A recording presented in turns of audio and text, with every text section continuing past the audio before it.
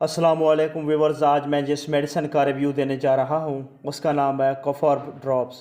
कोफॉर्ब drops की composition में IVY leaf extract 40 mg शामिल किया गया है।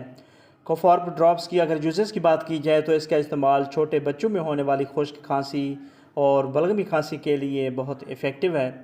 कोफॉर्ब ड्रॉप्स की अगर प्राइस की बात की जाए तो ये 268 रुपीज़ में पाकिस्तानी मार्केट में अवेलेबल है, और अगर इसकी पैकिंग की बात की जाए तो ये 20 ml की पैकिंग में मार्केट में दस्तयाब है।